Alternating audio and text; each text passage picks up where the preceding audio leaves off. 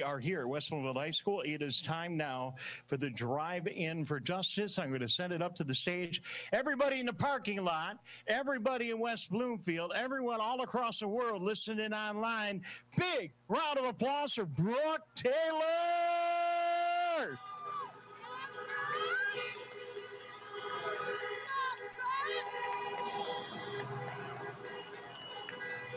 Good evening, everyone. My name is Brooke Taylor, and I'm a 2019 alum of West Bloomfield High School, and I am now a student at the University of Michigan. Now, y'all know I can't see all of y'all, so if you can hear me, I'm gonna need you to honk your horns. Can you hear me?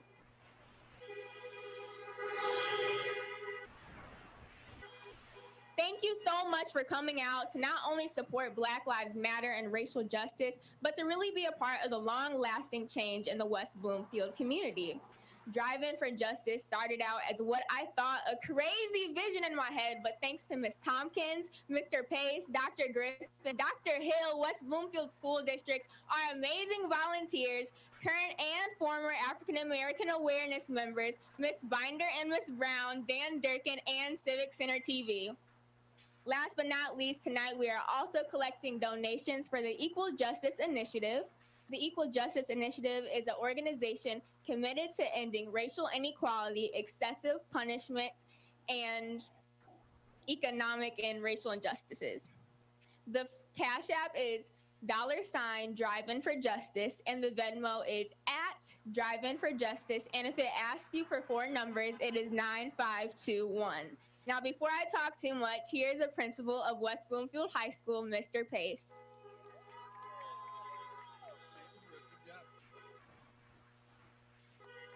Hey, good evening, everybody. Welcome to West Bloomfield High School. I'm Eric Pace, principal. And first off, I want to thank Brooke Taylor. Brooke is too modest to congratulate herself, but she emailed me a few weeks ago with this idea. And this is truly her vision come to life. So thank you, Brooke, for bringing our community together, for getting everybody here. This is from you. So, as principal of West Bloomfield High School, I think it's important to recognize that as a community, we are very unique. We are different than the communities around us, and we have our own identity. And part of our identity is what you see here today, what you see in our classrooms, and what you see in the community at large. So, I am not you in the crowd. You're not me. Our experiences are different, but together we are we. We are people of West Bloomfield. Our West Bloomfield Black Lives Matter. All Black Lives Matter. And the students that we have here matter. So I'm here today as an ally and as a partner, and I want you to join me in leading our young people through our best vehicles for change, which are education and empathy. So thank you for coming out tonight. The real keynotes are yet to come, and I have the privilege of introducing Mr. Josh Johnson. Josh is a former West Bloomfield High School teacher. Go ahead, you can honk for Mr. Johnson. Mr. Johnson taught social studies, history, but more importantly, he taught life, mentorship, fellowship, and he made a difference in the lives of so many, and he still does. As I'm sure you will learn shortly, he is a leader and a motivator, and we're privileged to have him here tonight. Thank you.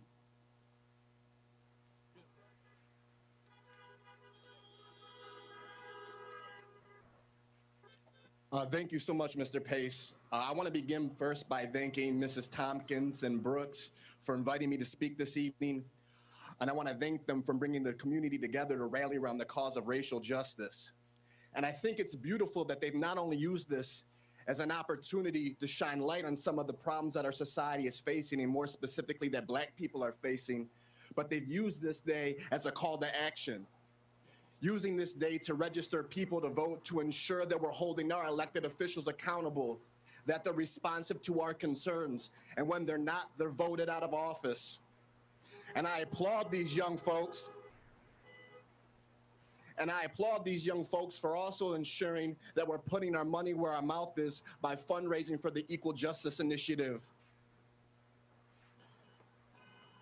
So when we look at the recent high-profile murders of Breonna Taylor and George Floyd, we must understand that their deaths did not happen in a vacuum. They are part of a long and painful history that spans well beyond the age of viral videos and social media. And if we fail to understand that history, we'll fail to understand what's animating much of the anger and the demand for change and justice in our country. You see, the harsh truth is that our history is replete with examples of the unjust use of force against Black people, sometimes at the hands of police, sometimes at the hands of so-called vigilantes, and sometimes at the hands of domestic terrorists. But the underlying theme is that far too often, Black lives have been abused and taken without any semblance of accountability by the perpetrators. The origin of policing in the United States, and specifically policing Black communities, began with the establishment of slave patrols that were essentially designed to maintain the institution of slavery through the threat of violence. With the end of the Civil War and Reconstruction, this then evolves into a system dedicated to maintaining the system of Jim Crow, a system which essentially criminalized any expression of Black liberty. And not only did the police brutally enforce the system of Jim Crow, but they often turned a blind eye to the everyday activities and the racial terrorism that characterized the Jim Crow South. Since nearly every expression of Black freedom was criminalized, large numbers of Blacks were imprisoned and contracted out for their labor, exploiting a loophole in the 13th Amendment. This played an obvious role of exacerbating inequalities in the South, but it also shaped how many in the North perceived Black communities. You see, Jim Crow created artificially inflated data around crime and the criminality of Black communities. And this helped create stereotypes about the lawlessness of Black people. And it impacted the way police interacted with Black communities as millions migrated north during the Great Migration. And this reality shows up in data throughout the 20th century. In 1929, the Illinois Association for Criminal Justice conducted a study to investigate crime and prohibition. But the study also collected data on police behavior. And what it found is while Black people only made up 5% of the population, we accounted for 30% of the victims of police shootings. And this wasn't an issue contained solely to Illinois. The Hoover administration from 1931 to 1932 conducted a similar study and came to essentially the same conclusions. 2 decades later, the Truman administration conducts a similar study. And to quote the authors, "There is evidence of lawless police action against whites and Negroes alike, but the dominant pattern is that of race prejudice. Negroes have been shot supposedly in self-defense under circumstances indicating at best unsatisfactory police work in the handling of criminals, and at worst, a callous willingness to kill." Fast forward 2 more decades to the Civil Rights era. The invention of television now allows people to see the realities of racial injustice firsthand. So you must understand that it wasn't simply the acts of civil disobedience and protest that moved the political needle. It was the fact that this protest movement was met with brute and sheer force. And this was captured for millions of not only Americans, but for people across the world to see the hypocrisy of America, to see a reality that Black people knew far too well. If we reflect back on the civil rights movement, we also understand that it was Police Commissioner Bull Connor that allowed the Ku Klux Klan to terrorize freedom riders. We remember that it was the police that turned their water hoses and dogs and batons on marchers in Selma and Birmingham. We remember that it was the police that murdered Fred Hampton when he was sleeping in his home in Chicago. We remember the uprisings that swept throughout the country in the 60s were largely sparked by abuses of force by the people that are sworn to serve and protect us. And just like in 1932 and just like in 1947, the Johnson administration conducted a study to try to understand the roots of the 150 civil disturbances that swept through the country, and it came to many of the same conclusions. Beginning with the Nixon administration, you have the war on drugs, which essentially starts the era of mass incarceration.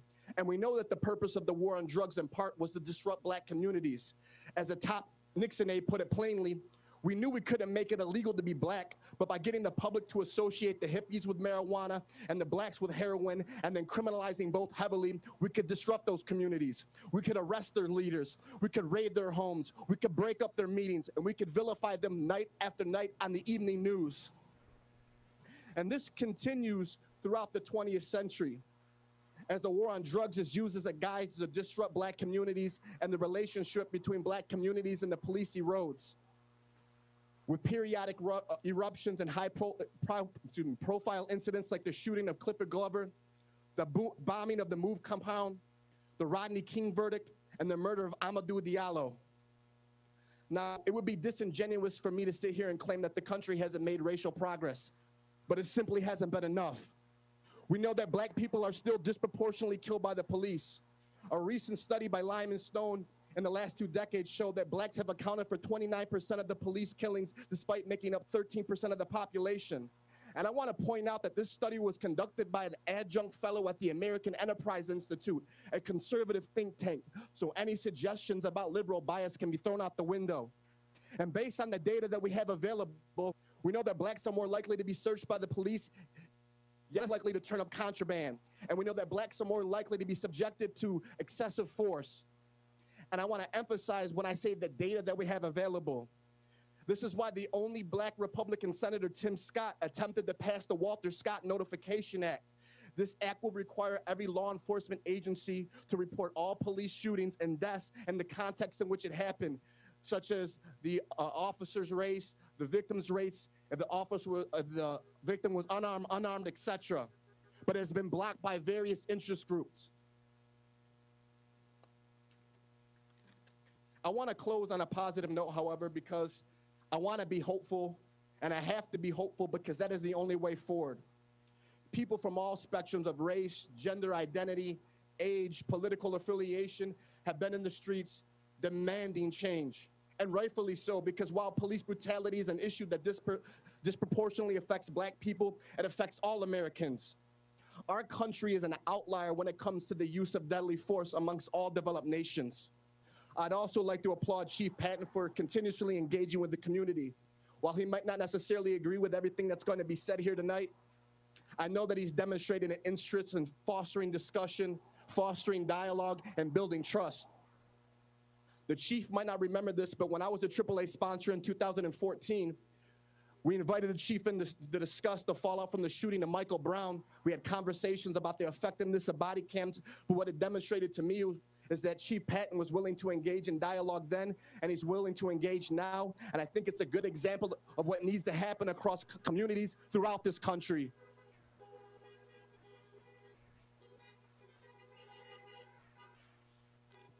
The last point that I want to make is that our work isn't done. We must stay engaged. We must stay motivated because it's upon us to ensure that our country reflects the best of our nation's ideals. I'd like to end with just a brief moment of silence to acknowledge all of the men and women who have lost their lives in the struggle for racial justice. What is the American dream? That's not a rhetorical question. What is the American dream? Because I'm American and my dream is to have my voice be heard over society's ruckus, but y'all know how that goes. Get shut up and shut down if your views don't align with those of whose this country was built for, because the American dream is a stolen dream. Drenched in the blood of its true people and built on the backs of mine. I mean, how do you find a country that was never even lost in the first place? How do you steal a people but still don't treat them like people? Look at these founding fathers. These men that created this so-called American dream. How am I supposed to believe that this dream is for me when all I see are the faces of those who have historically hated me? See, I've heard the textbook and I've heard the truth. Which one am I supposed to believe? But I understand where y'all get confused. No, I see where the picture gets blurry. Because if you stare at the sun for too long, you start to damage your eyes. The American dream is Icarus. Overzealous, we getting hyped up off this false high, so the harder we fall, but sis, here's the tea. Ooh, see, I heard it through the grapevine that the American dream is to be free, to be equal, to live in a place where you can be anything that you want to be. And I'm proud to say that some of these things we have achieved, but if this is the American dream, I guess we woke up. Welcome to American reality, because in reality is my dream not to be scared when my brother walks out the house. Not knowing if he'll come back or not. Not knowing if he'll be charged for simply LWB. Living while black. The American dream is a dream in slumber. And I know that sounds redundant, but how can it stay dreaming when its children are crying out, Black Lives Matter? Hands up, don't shoot, stop. I can't breathe, I can't breathe, I can't breathe, crying out my baby, my son, my husband, my father, crying out for their mother's embrace, but black mama's tears can't heal torn flesh. And her gasp for help can't fill her baby's lungs. Why is this our fate? We're being prosecuted for being armed with our melanin and burned at the stake for what in our black girl magic. The American dream is a broken dream, a hurting dream, bleeding the blood of its people through bullet wounds and scraped knees from being pushed aside one too many times, but we know this. Yes, we know this. But no matter how broken this American dream is, it is our American dream, right?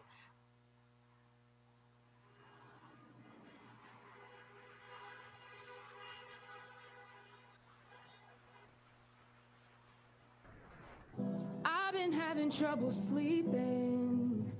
You've awakened such a demon inside my community. Life's taken ruthlessly. I don't know what you expected. We were supposed to be protected by rights. We were fooled, you see. Now we're writing eulogies of mud. Brianna and Floyd, say their names, Ahmaud, Brianna and Floyd.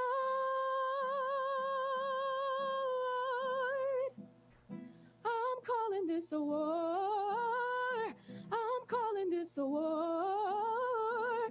And I'm not violent, but you're trying to kill my brothers and go undercover. I'm calling this a war. I'm calling this a war.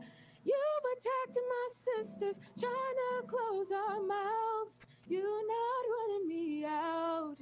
You don't care about our black boys. You thought you could take away joy and watch us fall at your feet. You've sparked a rage in me. Let me give you some perspective.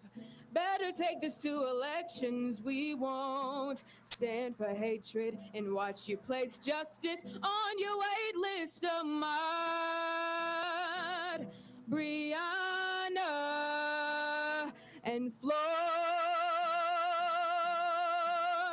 say their names, Ahmaud, Brianna and Floyd.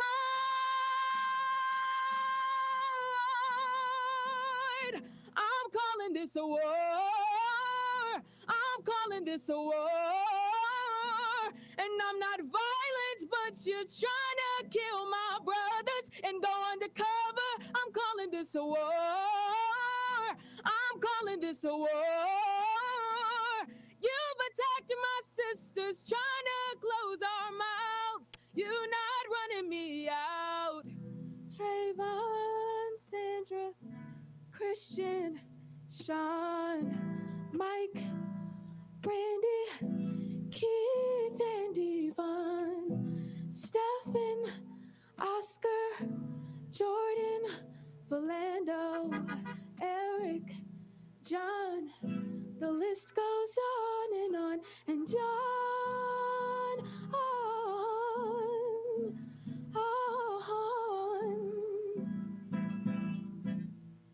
The list goes on and on.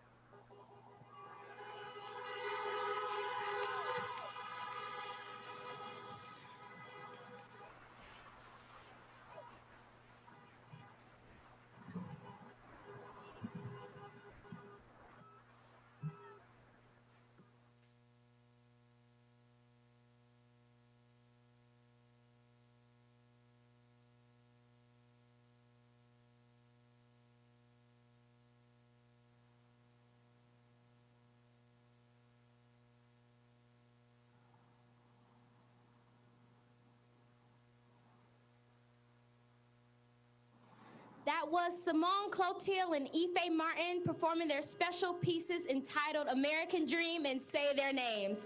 Ife is currently a junior here at West Bloomfield High School, and Simone just finished her first year at the University of Michigan's theater program. Let's hug it up for these ladies, and don't forget to keep donating to the Equal Justice Initiative via Cash App and Venmo. $ Drive In for Justice and @Drive In for Justice. Now we have Coach Bellamy, U of M graduate and head football coach for West Bloomfield High School.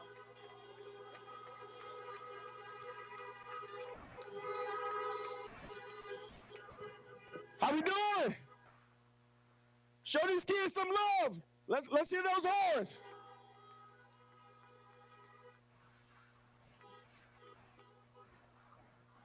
I'm super ecstatic to be up here. Brooke, thank you for the invite. This is phenomenal. For such a young mind, inspiring mind to come together and put this event together, this is amazing. Not to say I'm surprised, but continue to do great things. You're a true leader and pioneer.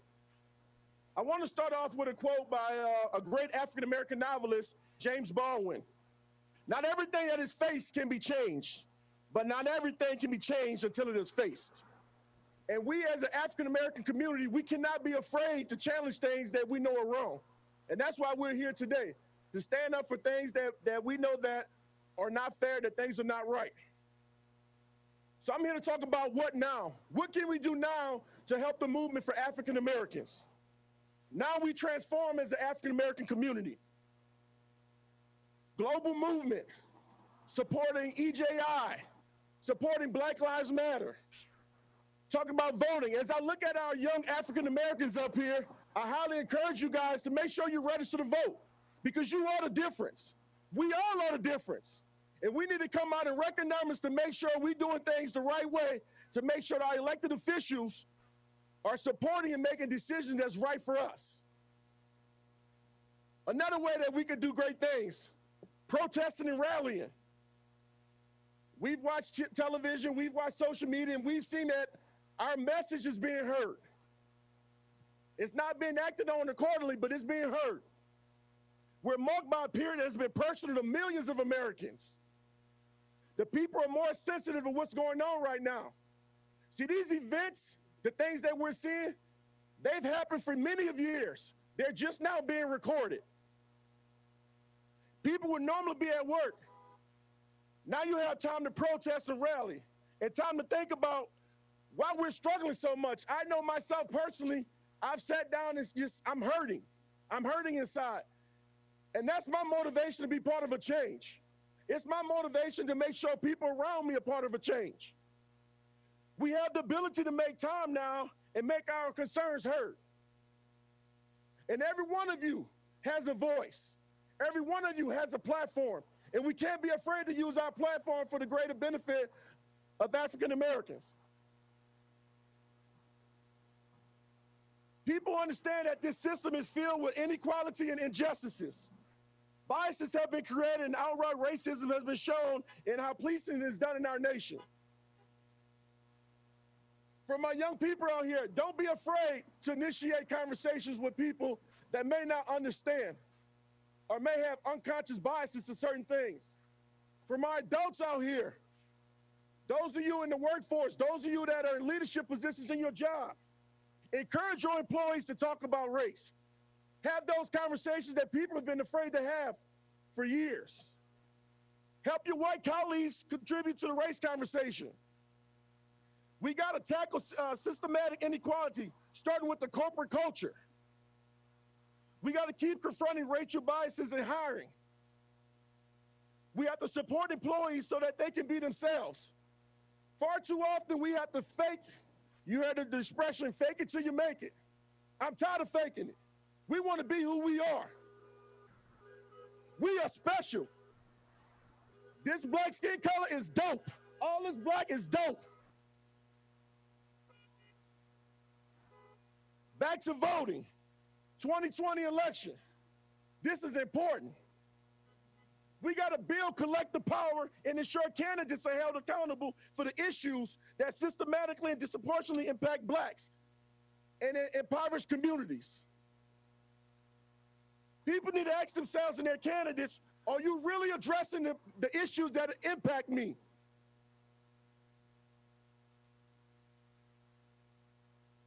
We have to engage and educate our communities. We have to educate our people about the candidates and the issues that's impacting us the most. And last but not least, we have to promote voter registration within our Black community and our allies. If everybody does this together and we're doing the right thing, we're gonna make a positive, profound movement. I appreciate you guys coming out here. This is love. We got to keep this thing going. Thank you. Appreciate you.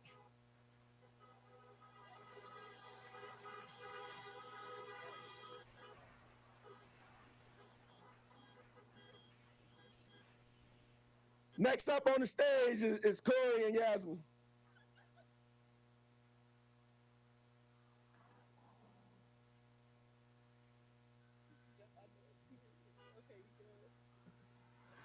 Hi, everyone. So since we are here for the Drive-In for Change and we have to stay in our cars, we want you to honk for Black Lives Matter. Just honk your horn as loud as you can. Get as loud as you can for Black Lives Matter. That's what we're here for today.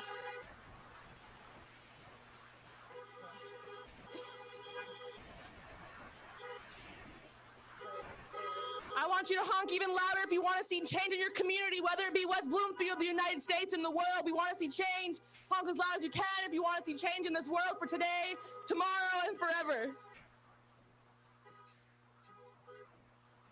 Let's hear some honks if you're registered to vote. Okay. Let me hear some more honks if you're not registered to vote, but you're going to go back there to register to vote today. No? Okay, that's cool. As long as y'all registered to vote, that's straight. Period. Okay. Anyway, to move along, if you guys could please donate to the Equal Justice Initiative through our Cash App or Venmo at Drive-In for Justice, that would be greatly appreciated. And now we have Police Chief PATTON from the West Bloomfield Police Department speaking towards change in the police force.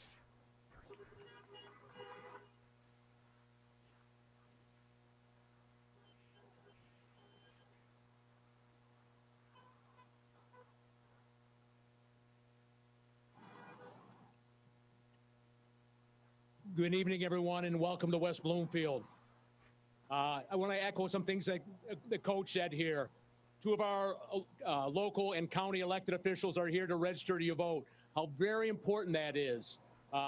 Oakland County Clerk Lisa Brown and Township Clerk Debbie Binder are back there. If you haven't registered to vote yet, please go back there and register. It's the right thing to do. Wish to thank the event organizers tonight for the invitation, the West Bloomfield School District, former and current student leaders, for the opportunity to briefly speak about significant issues of mutual concern. An additional thank you to our community partners at Civic Center TV and Radio, 89.3 Lakes FM, for making events like this happen here tonight. Those of us that live, work, or frequently visit West Bloomfield already know that West Bloomfield is a very diverse community. But it's not our diversity that distinguishes us, it's our inclusiveness. In fact, West Bloomfield is one of a handful of communities in Michigan that is designated as a welcoming community, in which everyone from everywhere is welcome to come here to live, work, go to school, raise a family, and prosper. West Bloomfield is also a very safe community.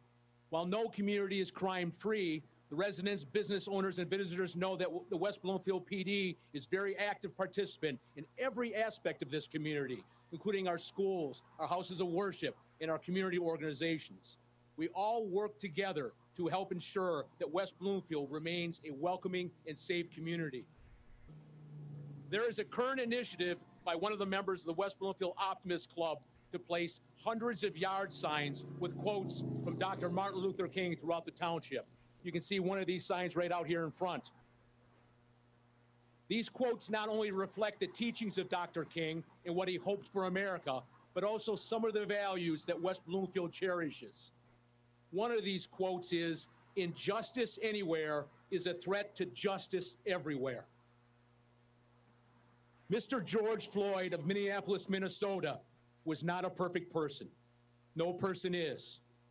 While on the day of his death, there may have been probable cause to arrest him for a nonviolent crime, He was not formally charged, convicted, or sentenced for anything he had allegedly done. And he should not have died. In fact, he had a right to live, a right to breathe.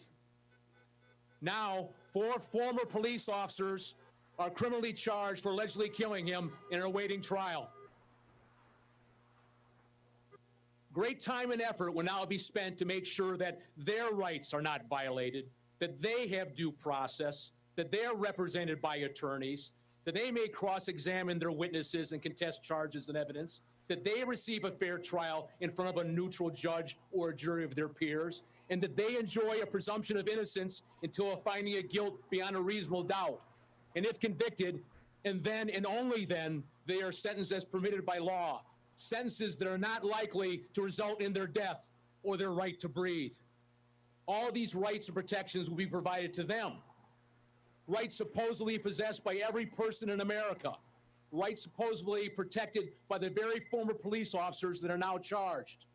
But none of these rights and protections were provided to Mr. George Floyd on the day of his arrest.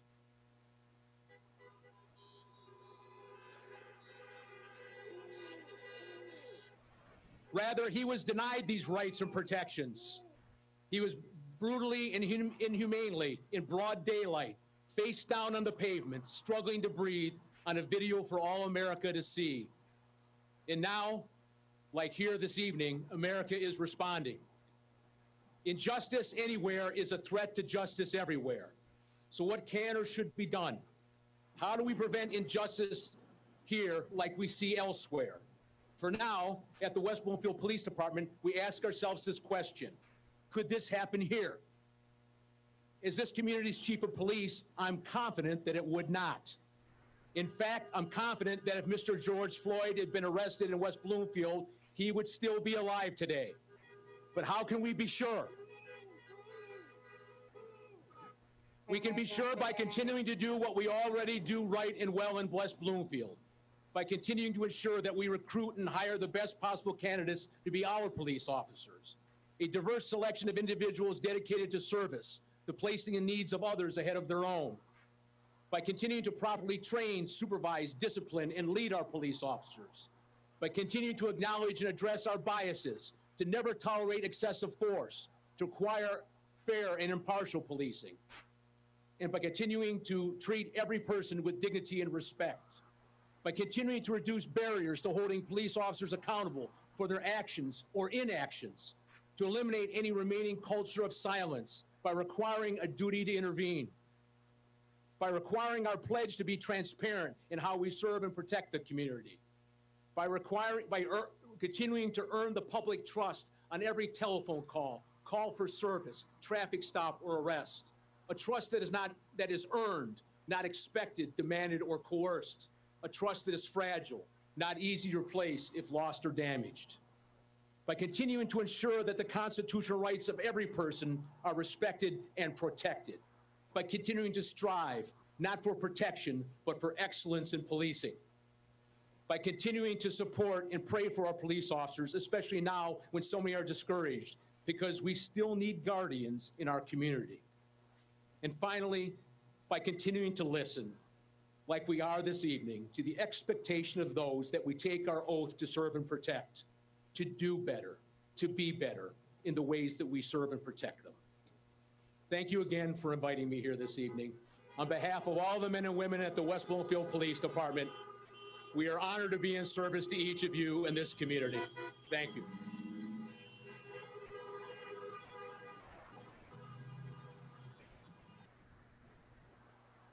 Thank you so much, Chief Police Patton. Last but not least, we have Josh Turner, a graduate of West Bloomfield High School, performing an original piece.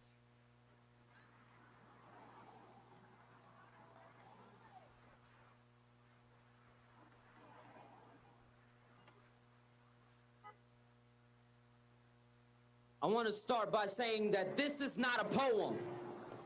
This is not me writing my feelings, even though I owe them some closure. It's hard for me as a man of color to always keep my composure, scared to lose my life whenever police pulls me over when I come outside. This is not me speaking to the masses. This is not a spoken word. This isn't an angry black man who's belligerent and ignorant trying to make someone understand what's going on. Because blacker the skin, the deeper the feeling, the blacker the skin, the more that we deal with, the blacker the skin, you don't want to hear about that. I got this feeling in my heart that nobody is going to be taken away and that we shall break apart this villainous system. Better give recognition to all my beautiful black sisters and my brethren, because this movement is somebody's and it's our movement, so somebody better tell them about unity. That's what we really need. I've made peace with myself and my people, so now we're working on enemies. We've been dealing with problems from centuries. It seems like we never progressed together, you see? How come we never heard about Juneteenth? Probably because we never got taught our own history.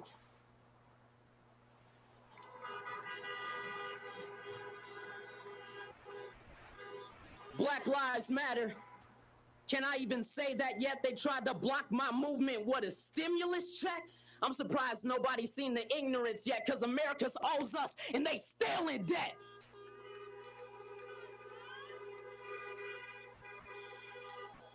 I was told to preach for generations, for people that still living in hatred, for people that still deep in enslavement. But even if you put me against the pavement, me and my people, we still way past amazing. We still thrive through all this hatred. 400 years and we still right here. No fear, the people of the land is near. You hear us coming. When you hear us coming. When you hear the names of the deceased, the streets get to rumbling, even in cities that we never was welcomed in, because we never dropped the bag. America kept fumbling.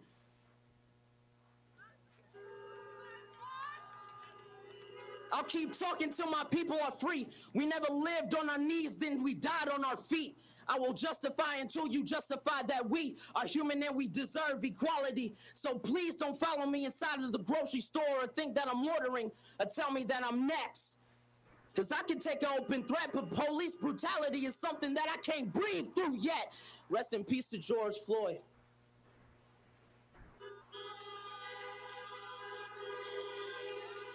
Because I am a leader in the best way, because I am everything that they didn't say, because we are inspired and better than ever, because we make a brighter and a better future. So the blacker the skin, the deeper the healing. The blacker the skin, the better the feeling. The blacker the skin, the blacker the skin. Thank you.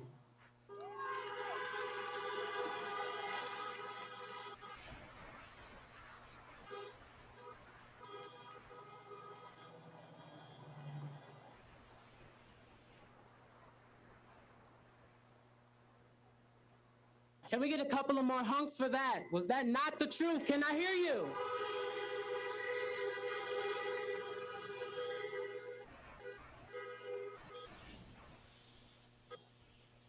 Absolutely. Thank you so much for joining us today. I am Austin Albert, a former graduate of West Bloomfield High School and a current student at Oakland University.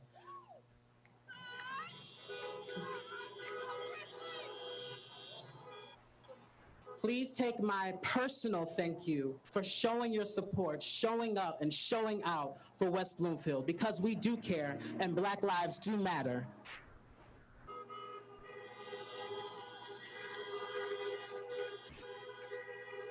To my leaders, my educators, the generations that have come before me, thank you. Your work, your support, and your sacrifices have not gone unnoticed. And last but not least, I'd like to thank Brooke Taylor for working to put together such an amazing and safe event and allowing me to be a part of it.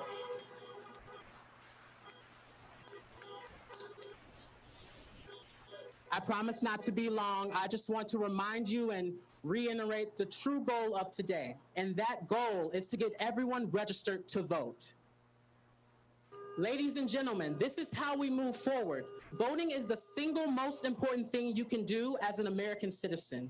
On November 3rd, 2020, remember, your voice matters, your life matters, but your vote, it only matters if you get to the polls and make it matter.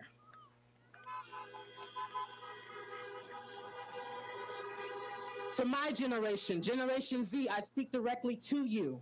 You are not alone. The world is listening. And yes, we can and we will make a change. I remind all of you that change starts with using your own voice. And you can start using that voice today.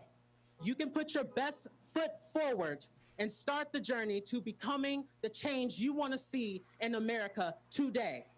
Voter registration is in the back at our very own high school near the athletic hallway. Ms. Debbie Binder is here to register voters to start the change. I urge you to please seek her out. And as always, West Bloomfield, thank you for listening. Thank you for your support, and may God bless you.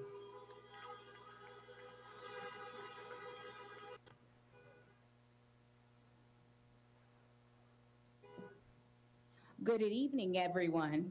My name is Dr. Stephanie Griffin, and I have the distinct honor of serving this community as one of the 4 assistant principals at West Bloomfield High School. I have to say that I'm honored that I have been able to be one of the many individuals that was able to help Brooke's vision become a reality. Brooke, I want to salute you. I am so proud of the work that you've done here today.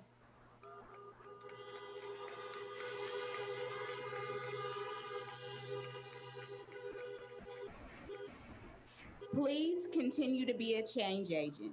Please continue to work in social justice and advocacy.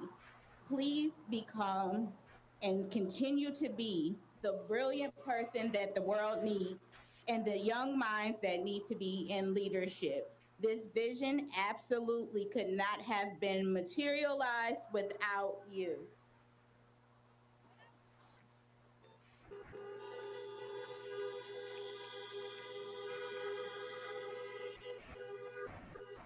As we close out this event, I want to thank several individuals that have partnered with us to make this event run smoothly.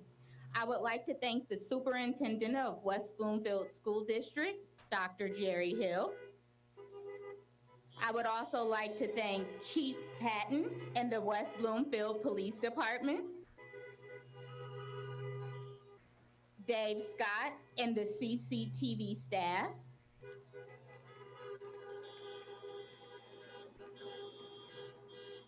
Debbie Bender and Lisa Brown for their efforts at our voter registration table.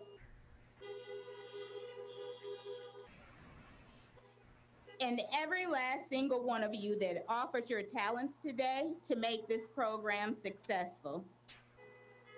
West Bloomfield High School AAA students, and all of the wonderful West Bloomfield School District staff and parent volunteers that you see wearing these shirts, thank you so much for your service.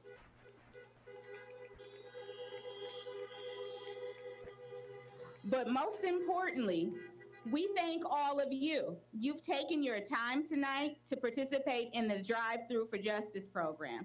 Thank you for your support, your donations, and your belief in the fact that Black Lives Matter.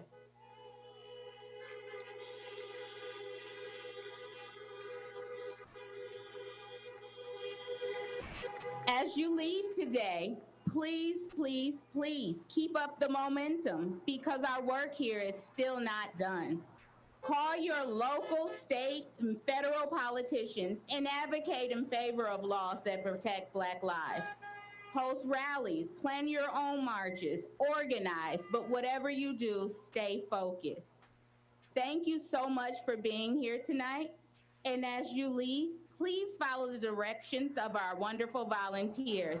Be safe and keep fighting for justice because Black Lives Matter. Good night.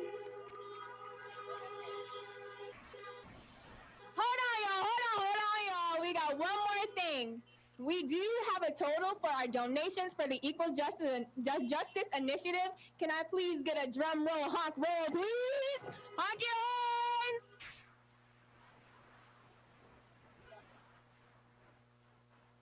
The total amount that West Bloomfield has donated today for the Equal Justice Initiative is $750.